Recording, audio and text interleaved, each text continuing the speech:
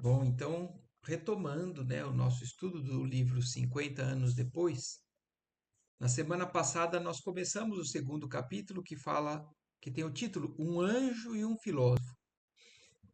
E nós percebemos que é justamente sobre o Quinéio Lúcius, que é o avô da Célia, e a Célia, sobre esses dois personagens aqui que nós estamos lendo.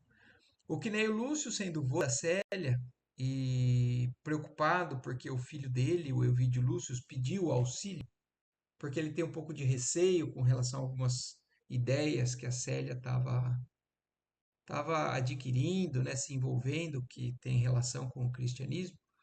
O Quinéio Lúcio leva ela para um passeio e, inclusive, para presenciar um pouco dos rituais deles, das, da forma religiosa de devoção aos deuses deles, né? Para ver se reaviva nela, para tocar no assunto e tudo mais. E aí nós vamos continuar a partir desse momento, que o Quinéio Lúcio estava levando ela e ela ainda estava só observando, acompanhando respeitosamente. A tarde já caía, quando o generoso velhinho deu por terminada a peregrinação através dos edifícios religiosos da cidade. O sol escondia-se no poente, mas Quinéio Lúcio desejava conhecer toda a intensidade dos novos pensamentos da neta, conduzindo-a para esse fim ao altar doméstico, onde se alinhavam as soberbas imagens de marfim dos deuses familiares. Célia, minha querida, disse ele por fim, descansando num largo divã à frente dos ídolos. Levei-te hoje aos templos de Júpiter e de Serapis, onde ofereci sacrifícios em favor da nossa felicidade. Mais que a nossa ventura, porém, cara filha, eu desejo a tua própria. Notei que acompanhavas os meus gestos e, todavia, não demonstravas uma devoção sincera e ardente. Acaso trouxeste da província alguma ideia nova, contrária às nossas crenças? Então ele está tocando no assunto, já meio que ciente, né, do que estava acontecendo, mas ele força, né, a situação, fazendo como se fossem observações da postura dela com relação aos rituais que eles tinham o hábito de fazer, que deveria ser mais sincero, mais fervoroso, né? Ouviu a palavra do venerando avô com a alma perdida em profundas cismas. Compreendeu de relance a situação e, afeita a rigorosas tradições da família, adivinhou que seu pai solicitara tal providência, no intuito de reformar-lhe os pensamentos, bem como as convicções mais íntimas. Pela conversa do avô, ela percebeu que aquilo era meio forçado, estava sendo levado por conta de um pedido do pai, para tentar fazer com que ela desistisse de certas ideias que provavelmente ela exteriorizou para o pai em alguma situação. Querido avô, respondeu de olhos úmidos, nos quais transparecia sublimada inocência. Eu sempre vos amei de toda a minha alma, e vós me ensinastes a dizer toda a verdade em quaisquer circunstâncias. Sim, exclamou Quinéio Lúcio, admirado, adivinhando as emoções da adorada criança. Estás no meu coração a todos os instantes.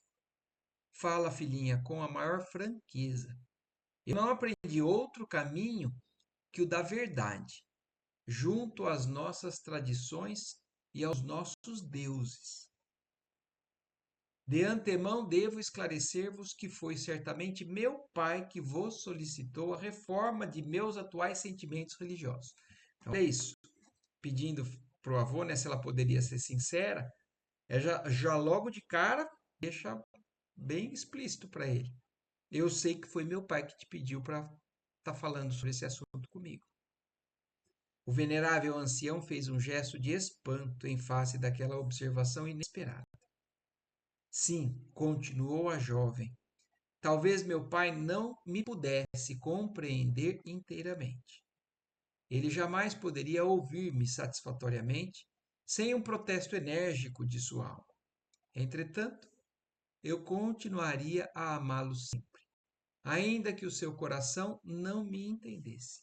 Olha que interessante já também, alguns detalhes, né, da conversa da Célia, como ela é fiel, né, ao Cristo, às ideias, ao que ela entende e abraça, e ao mesmo tempo respeitosa com relação à opinião divergente do pai. Porque o pai, ela fala assim, eu sei que ele não me entenderia, que ele seria enérgico, mesmo assim eu continuaria a amá-lo. Mas por isso, talvez, ela já justifique o fato de não se abrir com o pai, da maneira que ela está pretendendo se abrir com o avô. E aí o avô, ouvindo isso, fala, né? Então, filhinha, por que negaste a Elvídio as tuas mais íntimas confidências? Tentei fazer-lhes um dia, quando ainda nos encontrávamos na Judéia, mas compreendi imediatamente que meu pai julgaria mal as minhas palavras mais sinceras, percebendo então que a verdade, para ser totalmente compreendida, precisa ser tratada entre corações da mesma idade espiritual. Olha que profundo, o quanto a Célia realmente é capaz de entender certas coisas, né?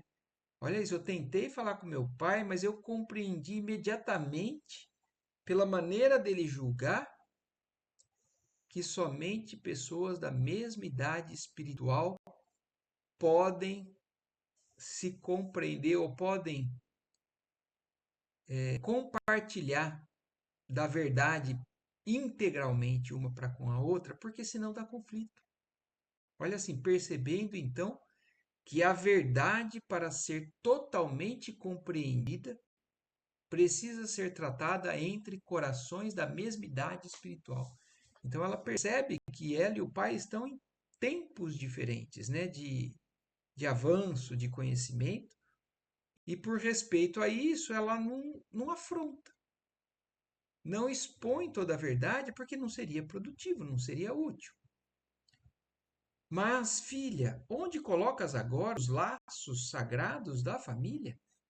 Aí o avô, então, assim, entendendo, mas ao mesmo tempo questionando, puxa, mas acima de tudo está os laços da família, mesmo sem compreensão, deveria ser exposto ou sincero completamente com o seu pai.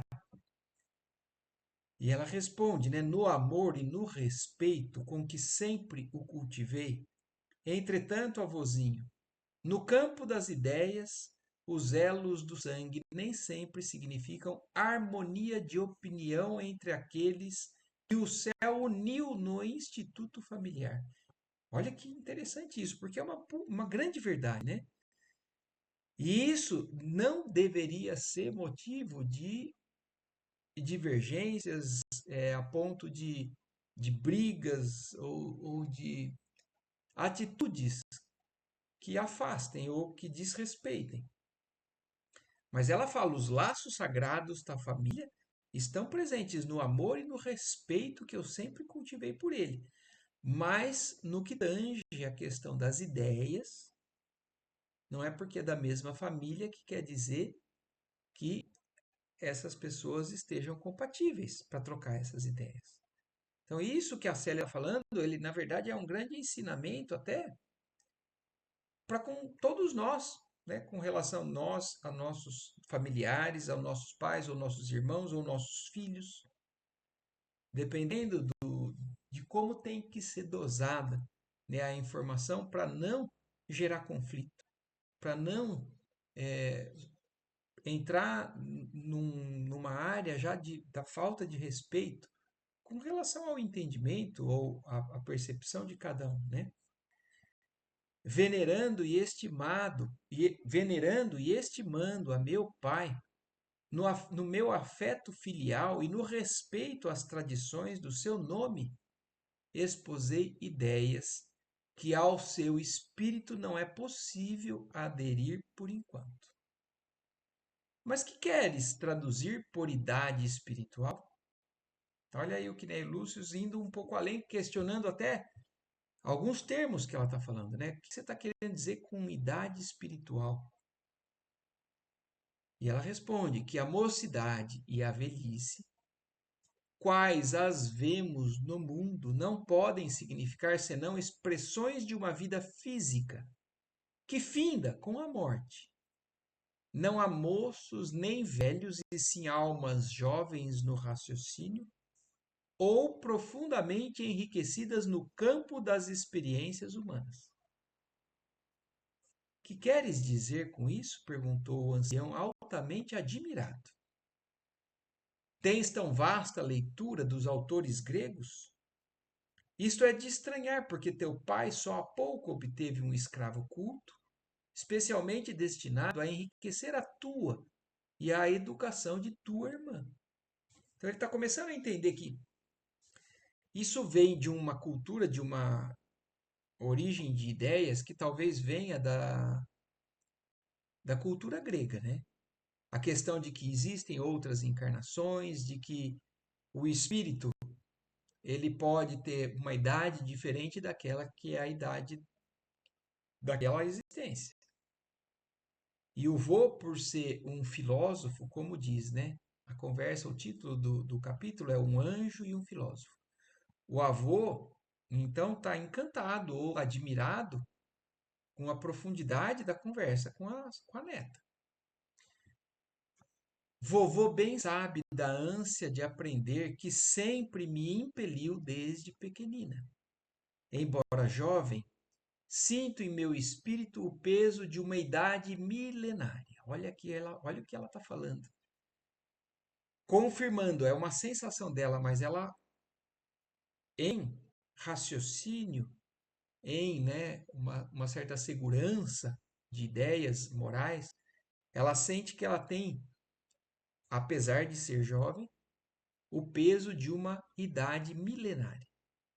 Em todos estes anos de ausência na província, gastei todo o tempo disponível em devorar a biblioteca que meu pai não podia levar consigo para suas atividades na Induméia. Filhinha, exclamou o respeitável ancião, sinceramente consternado. Não terias agido à moda dos enfermos, que à força de buscarem a virtude de todos os medicamentos ao alcance da mão, acabam lamentavelmente intoxicados? Mas qual que é a preocupação do Quinéio Lúcio, do avô dela, né? Será, filhinha, que você não, na sede, né, de muita leitura, você acabou se intoxicando, bebendo de muita informação e isso está te confundindo? Está falando coisas que para ele está admirado, mas ele está achando que realmente fogem um pouquinho do que ele é capaz de alcançar, de entender, de analisar pela própria razão. E ele está questionando isso dela. Será que, como aquele doente que quer se curar logo, toma um monte de remédio e isso acaba sendo prejudicial? Será que você, nessa ânsia de aprender, leu demais e está misturando as coisas ou passando dos limites do que é verdade, do que é fantasia? Não, querido avô, eu não me envenenei. E se tal coisa houver acontecido, há mais de 2 anos tenho o coração o melhor dos antídotos, a influência corrosiva de todos os tóxicos deste mundo. Quer dizer, mesmo que eu tivesse me intoxicado, eu tenho nas minhas mãos, meu avô, algo que me cura completamente. Qual? Interrogou Quinéio Lúcio, sumamente surpreendido. Uma crença fervorosa e sincera. Colocaste teus pensamentos neste sentido, sob a invocação dos nossos deuses? Não, querido avô. Pesa-me confessar-vos, mas sinto em vosso íntimo a mesma capacidade de compreensão que vibra em minha alma e devo ser sincero. Olha como ela é profunda e astuta, porque ele está sondando, ele está vendo, olha, suas ideias, mas é em nas nossas bases religiosas que você está se apoiando para isso, ele já está sondando. E ela confessa, fala assim, não, meu avô, mas eu sinto em você a capacidade de me compreender. os deuses de nossas antigas tradições já me não satisfazem. Como assim, querida filha? A que entidade dos céus confias hoje a tua fé sublimada e fervorosa? Como se nos seus grandes olhos vibrasse estranha luz, Célia respondeu calmamente: Guardo agora a minha fé em Jesus Cristo, o Filho de Deus vivo. Declaras-te cristã? Perguntou o velho avô, empalidecendo. Só me falta o batismo. Mas, filha, disse Quinéio Lúcio, emprestando à voz uma doce inflexão de carinho, o cristianismo está em contradição a todos os nossos princípios. Então, olha como é difícil para eles, por mais que ele seja um avô sensato, um filósofo que busca a verdade, ele encontra um bloqueio. Ele fala assim: o cristianismo, até onde eu sei, ele é uma contradição dos nossos princípios. Então, se é contra os nossos princípios, nós devemos fugir disso. Pois elimina todas as noções religiosas e sociais basilares da nossa concepção de Estado e de família. Além disso, não sabes que adotar essa doutrina é caminhar para o sacrifício e para a morte?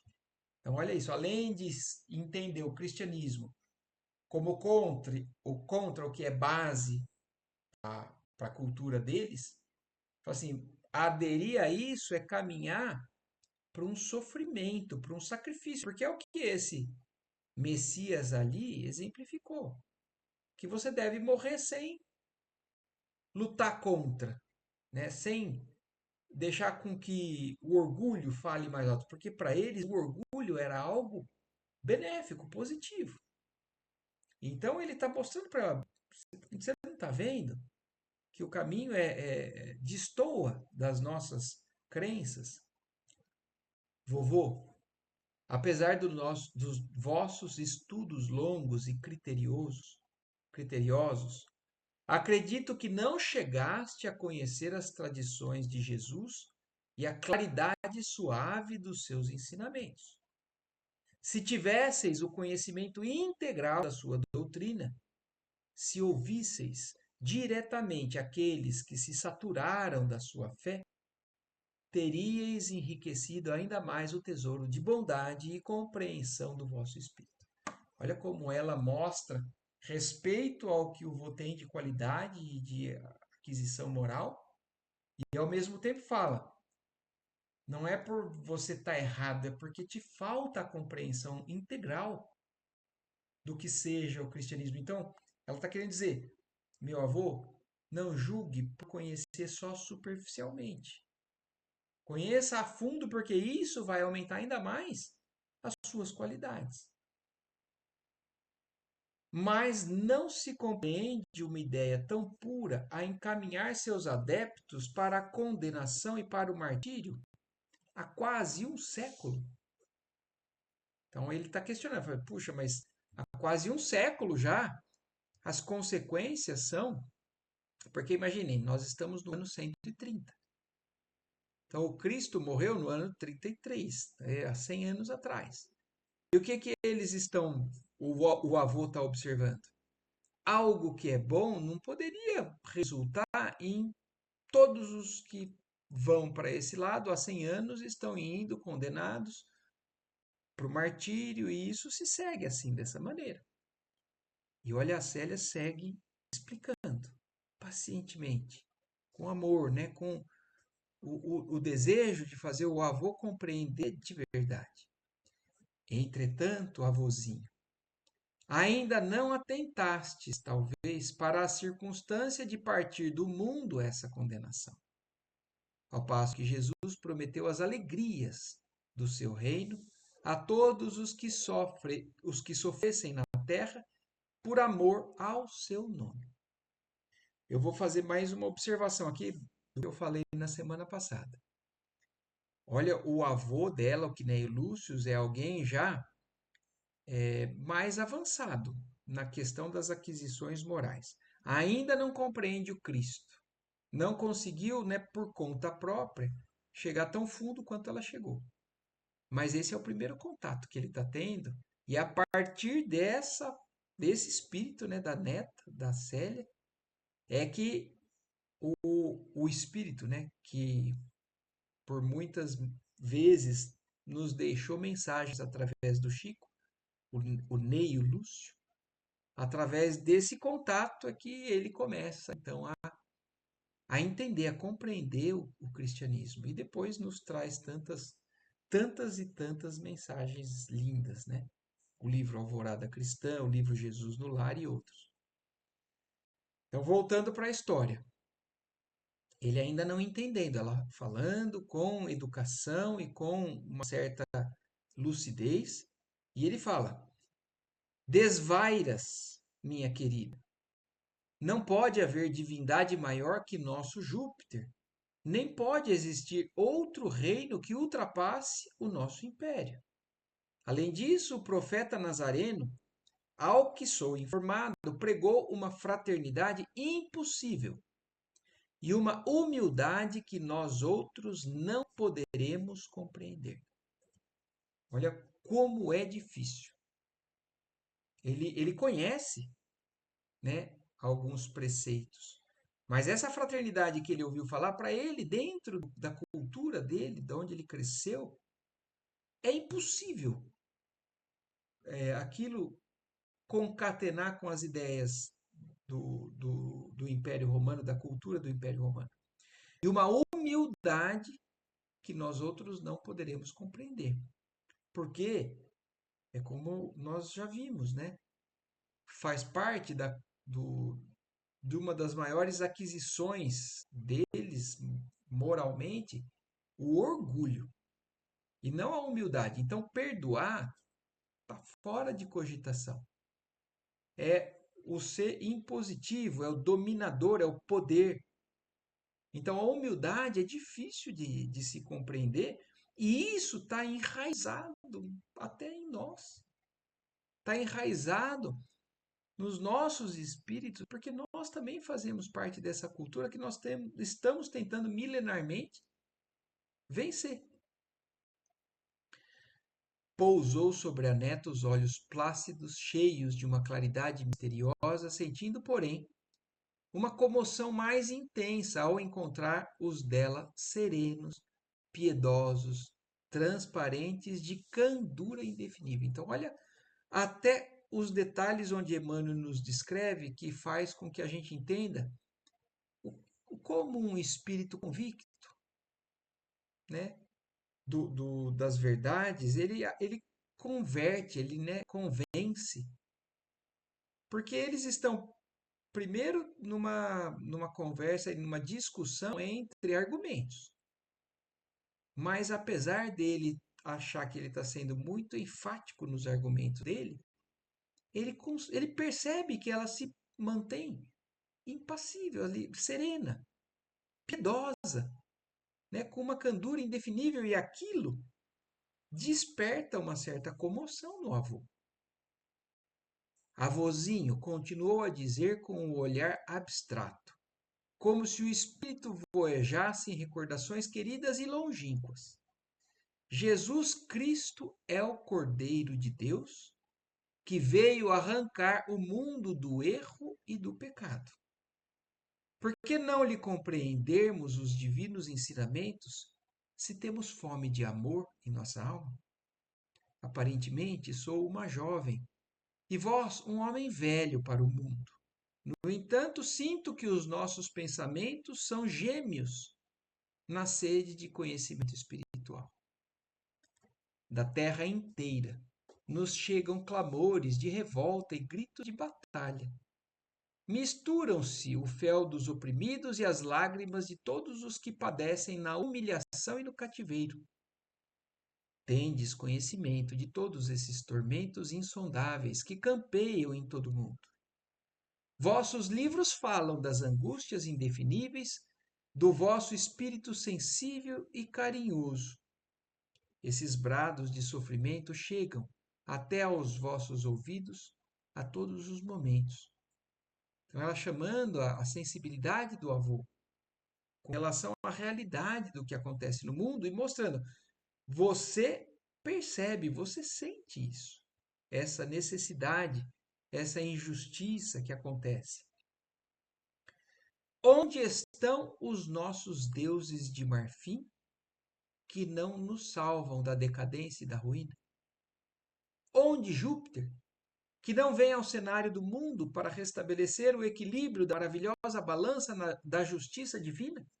Então foi onde começam a ruir os, os preceitos, né, das religiões politeístas.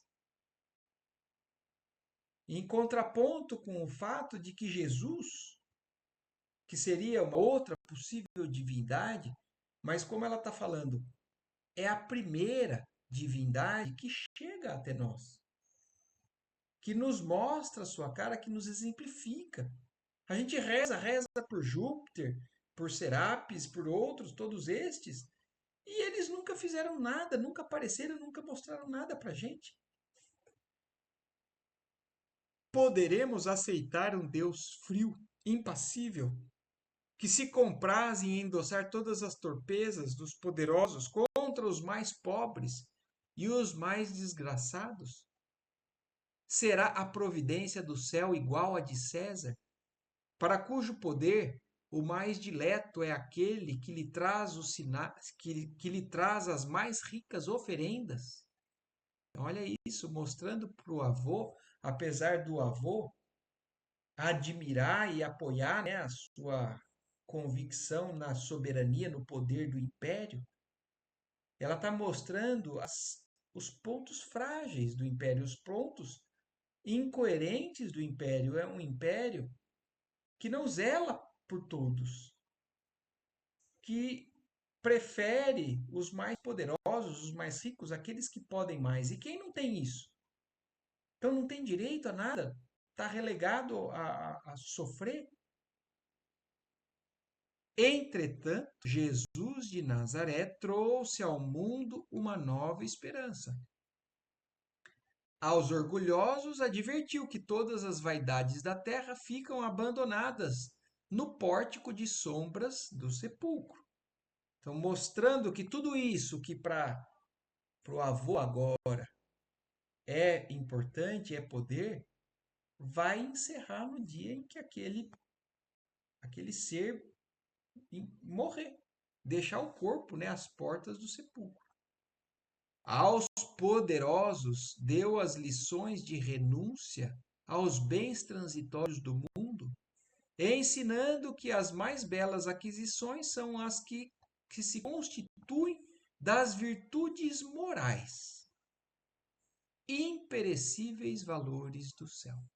Então mostra para o avô, não indo contra ele, mas falando assim, você sabe, você entende que as mais belas aquisições que nós temos são as aquisições das virtudes morais. E Jesus veio enfatizar isso, que apesar dos bens transitórios, a gente deve renunciar a isso, porque não é isso o que vai perdurar.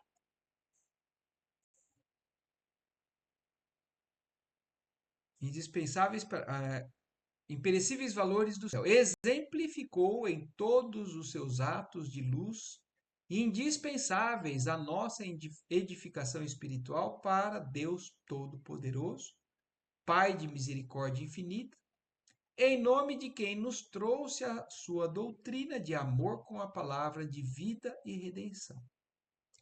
Além de tudo, Jesus é a única esperança dos seres desamparados e tristes da terra. Porquanto, de acordo com as suas doces promessas, hão de receber as bem-aventuranças do céu todos os desventurados no mundo entre as bênçãos da simplicidade e da paz, na piedade e na prática do bem. Quinéio Lúcius ouvia a neta, em comovido silêncio, sentindo-se tocado de uma inquietação mesclada de encanto. Olha isso. Ela estava falando de verdades que tocavam fundo no espírito do avô. Inquietação mesclada de encanto. Qual a que devesse sentir um filósofo do mundo que ouvisse as mais tenras revelações da verdade pela boca de um anjo. Aqui o título do capítulo de hoje. Ele estava se sentindo abençoado, como se ele estivesse recebendo instruções. Ele, como um filósofo, uma pessoa de busca pela verdade, do raciocínio, ouvindo das bocas de um anjo essa verdade. A jovem, por sua vez, dando curso às sagradas inspirações que lhe rociavam a alma, continuou a falar, revolvendo o tesouro de suas lembranças mais gratas ao coração. Aqui tem um detalhe importante, né, para que a gente também se lembre ou entenda, né, o quanto estes espíritos eles tinham essa segurança por uma sintonia que eles já cultivavam. Porque eles, nessa sintonia, davam vazão às ideias, né, de espíritos superiores, de guias. Então, quantas vezes no livro Paulo Estevão a gente vê, né, a proximidade de um espírito mais elevado, ali principalmente o próprio Estevão e a Abigail conduzindo Paulo em muitas situações. No livro Há 2000 anos, né, a própria Lívia sempre com a proximidade ali de Simeão, e Simeão sempre também envolvido por uma inspiração do mais alto. Então, quando você está sintonizado, você alcança, né, essas ideias, por mais que nos pareçam intuição, mas são auxílios espirituais que nós damos através do cultivo dessa sintonia. Então, ó, dando curso às sagradas inspirações que lhe rociavam a alma, continuou a falar. Por muito tempo estivemos em Antipatris, em plena Samaria, junto à Galiléia. Ali a tradição de Jesus ainda está viva em todos os espíritos. Conheci de perto a geração de quantos foram beneficiados pelas suas mãos misericordiosas. E fiquei conhecendo a história dos leprosos, limpos ao toque do seu amor, dos cegos em cujos olhos mortos fluiu uma vibração nova de vida, em virtude da sua palavra carinhosa e soberana, dos pobres de todos os matizes, que se enriqueceram da sua fé e da sua paz espiritual. Então ela está falando do porquê da convicção dela, que ela teve contato, ela teve o envolvimento com a presença de espíritos que foram diretamente beneficiados pela passagem do Cristo ali. E ela segue falando, nas margens do lago de suas pregações inesquecíveis, pareceu-me ver ainda o sinal luminoso dos seus passos, quando, alma em prece, rogava ao mestre de Nazaré as suas bênçãos dulcificantes. Mas Jesus Nazareno não era um perigoso visionário? Perguntou Quinéio Lúcio, profundamente surpreendido. Não prometia outro reino, menosprezando as tradições do nosso império? Olha em cada detalhe como existe a dificuldade por entendimento deles, né, que faziam parte, né, desse patriciado ou do Império Romano. Ele não era alguém perigoso que está falando que tinha um reino mais poderoso que o reino do Império Romano? Vovô, respondeu a donzela sem se perturbar. O Filho de Deus não desejou jamais fundar um reino belicoso e perecível, qual os possuem os povos da terra. Então ele falou de um reino mais poderoso, mas ele não falou nunca em conflito com o nosso reino a ponto de entrar, né, em guerra contra aqui, colocar forças armadas contra o Império Romano. Nem se cansou jamais de esclarecer que o seu reino ainda não é deste mundo. Antes ensinou que a sua fundação embasa nas almas que desejem viver longe do torvelinho das paixões terrestres. Revolucionária é a palavra que abençoa a todos os aflitos e deserdados da sorte, que manda perdoar o amigo 70 vezes, 7 vezes. Olha aqui, agora citando, né, algumas passagens, algumas das instruções de Jesus. Revolucionária a palavra que abençoa a todos os aflitos e deserdados da sorte, que manda perdoar o inimigo 70 vezes, 7 vezes, que ensina o culto a Deus com o coração, sem a pompa das vaidades humanas, que recomenda a humildade como penhor de todas as realizações para o céu, o Evangelho do Cristo, que tive ocasião de ler em fragmentos de pergaminho nas mãos dos nossos escravos, é um cântico de sublimadas esperanças no caminho das lágrimas da terra, em marcha, porém, para as glórias sublimes do infinito. Então, mostrando para ele que, na verdade, isso é para todos. E isso é um roteiro para a aquisição de uma condição melhor do lado de lá. O respeitável ancião esboçou um sorriso complacente, exclamando bondoso: Filha, para nós a humildade e o desprendimento são dois postulados desconhecidos. Nossas águias simbólicas jamais poderão descer dos seus postos de domínio, e nem os nossos costumes são passíveis de se acomodarem ao perdão, como norma de evolução ou de conquista. Então, olha para que a gente veja o quão é difícil quebrar, né? Um espírito que tem raciocínio, ele não consegue abarcar, né, essa bondade, porque ele não consegue enxergar esse coletivismo, essa irmandade de uma maneira geral. Ele, ele foi criado, né, enraizado dentro de um domínio que alguns têm, outros não. Uns são favorecidos, outros não. Então é o que ele fala, né? Nós não temos essa. O que ele fala? Ó, a humildade e o desprendimento são postulados para nós desconhecidos. Tuas considerações, porém, interessam-me sobremaneira. Quer dizer, ele não consegue entender, mas ele sente que tem algo ali que tem sentido. Mas dize-me, onde auriste semelhantes conhecimentos?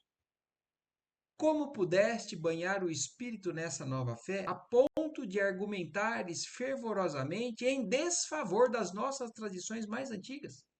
Ele está impressionado o quanto ela está sendo convincente, argumentando de maneira sábia, pontuando, fazendo sentido. E ele quer saber onde que você adquiriu isso. Conta-me tudo com a mesma sinceridade que sempre reconheci no teu caráter. Primeiramente, vim a conhecer os ensinamentos do Evangelho ouvindo curiosamente as conversas dos escravos de nossa casa. Após haver pronunciado estas palavras reticenciosas, Célia pareceu meditar gravemente, como se experimentasse uma dificuldade indefinível para atender aos bons desejos do querido avô naquelas circunstâncias. Então, ela querendo, começando a entrar num assunto que ela percebeu que aí talvez o avô tivesse um pouco mais ainda de dificuldade de entender, ela fica um pouquinho insegura, com palavras reticenciosas, como falou aqui. E em seguida, como se travasse consigo mesma um diálogo silencioso entre a razão e o sentimento, ruborizou-se, como receosa de expor toda a verdade. Quinéio Lúcio, todavia, identificou-lhe imediatamente a atitude mental, exclamando: Fala, filha, teu velho avô saberá entender o teu coração. Direi, respondeu ela ruborizada, dirigindo-lhe os olhos súplices, na sua timidez de menina e moça. Vovô, Será pecado amar? Certamente que não, respondeu o velhinho, adivinhando um mundo de revelações no inopinado da pergunta. E quando se ama a um escravo? Olha aí agora ela já mostrando, né? Aonde está o conflito talvez maior, dela já talvez superado ou ainda não, algo difícil de lidar, mas em todas essas discrepâncias ou esse separativismo que o império faz, né, com relação aos deuses, às castas, assim, mas se não é pecado amar, e como explicar quando se ama alguém que está na classe que é desfavorecida e eu sou uma da classe favorecida? O venerável Patrício sentiu contritiva emoção. Ao ouvir a penosa revelação da neta adorada, respondeu contudo sem hesitar. Filhinha, estamos muito distantes da sociedade em que a filha de um patrício possa unir seu destino ao de algum de seus servos. Então ele já entende a situação, mas fala: nós estamos longe de uma sociedade onde haja a possibilidade disso ficar bem. Todavia, acrescentou depois de ligeira pausa, chegaste a querer tanto a um homem sujeito a tão dolorosas circunstâncias? Agora ele questionando, mas é isso mesmo que você sente? Porque ele é um condenado aos olhos dele. Para eles, existe uma separação. E mundo deles, né, dos patrícios que são protegidos, né, são os beneficiados dos deuses e os outros que não. Mas vendo que os olhos da jovem se umedeciam, adivinhando-lhe as comoções penosas e constrangedoras em face daquelas confidências, atraiu-a num beijo de encontro ao coração, murmurando-lhe ao ouvido em tom carinhoso. Então, ao mesmo tempo, ele percebe, né, o quão sério é para ela o assunto, e mesmo ele já colocando uma pedra ali, né, no caminho, né, ou um empecilho intransponível, aparentemente, ele enxerga essa sensibilidade, através da sensibilidade dele, o quão importante é isso para a neta e fala: não temas os julgamentos do avôzinho, inteiramente devotado ao teu bem-estar. Revela-me tudo sem omitir detalhe algum da verdade, por mais dolorosa que ela seja. Quer dizer, ele não chega e também briga. Porque, e aí que entra aquela questão da idade espiritual, né? Um espírito ainda mais primitivo, mais menos espiritualizado, como o do pai, ela falou assim: aqui eu tenho certeza que a imposição, a revolta, o orgulho vão falar mais alto. Mas o meu avô, apesar de ter essa questão do orgulho, ele tem um sincero apreço ou preocupação pelo meu sentimento. E é exatamente o que acontece. Porque o avô está entrando em conflito com a cultura. Mas ele, ao mesmo tempo, deixa ela livre, né, leve para poder falar o que for. Assim, lembre-se de que o seu avô está aqui inteiramente preocupado com o seu bem-estar. Revela-me tudo sem emitir qualquer detalhe. Saberei compreender a tua alma acima de tudo. Ainda que as tuas aspirações amorosas e os teus sonhos áureos de menina hajam pousado no ser mais abjeto e desprezível, olha, para eles é um ser desprezível.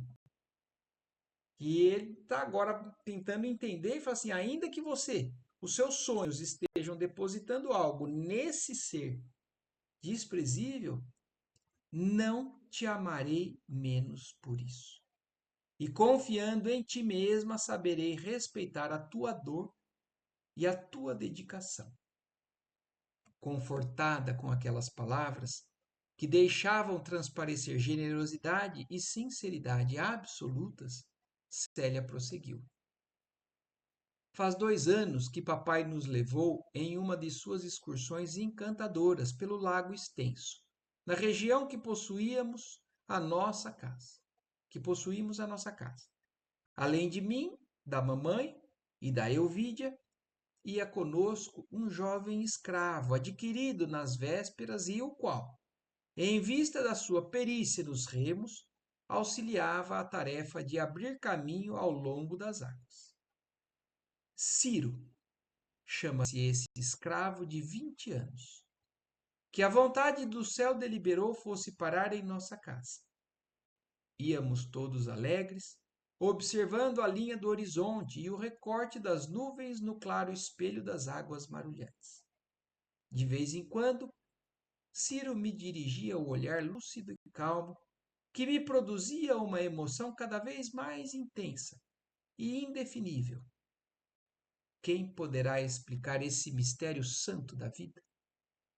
Dentro desse divino segredo do coração, basta às vezes um gesto, uma palavra, um olhar, para que o espírito se algeme a outro para sempre. Então, aqui agora ela está começando a explicar exatamente o como aconteceu, quem é esse espírito, né? Essa pessoa, esse escravo, no caso, que se chama Ciro, e falando, não é algo que eu cultivei, tem coisas que a gente não consegue explicar. Olha como ela fala, esse divino segredo do coração, que às vezes basta um gesto, uma palavra, um olhar, para que o espírito se algeme para sempre a outro espírito. E aqui agora ela vai entrar em detalhes maiores com relação a essa história deles, contar para o avô e as repercussões dessa história. Eu creio que a gente vai ter que deixar para a semana que vem. Vai ser bem no começo, né? Vai deixar curioso todo mundo, mas a gente não vai conseguir ir até o fim. Então nós vamos parar por aqui mesmo. Tá bom.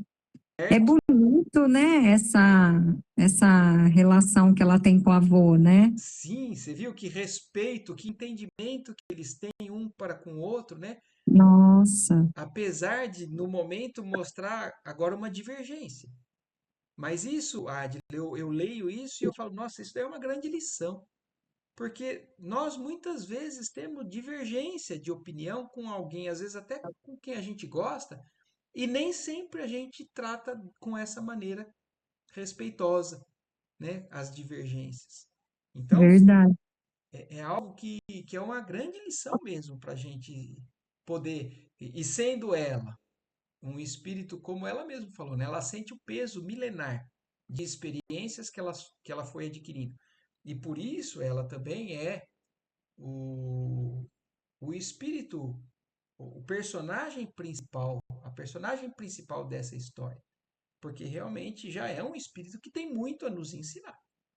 Que vai trazer muita coisa nessa história aqui com relação à postura, ao que acontece, como reage, ao como cristamente se reage às situações mais diversas da vida, né?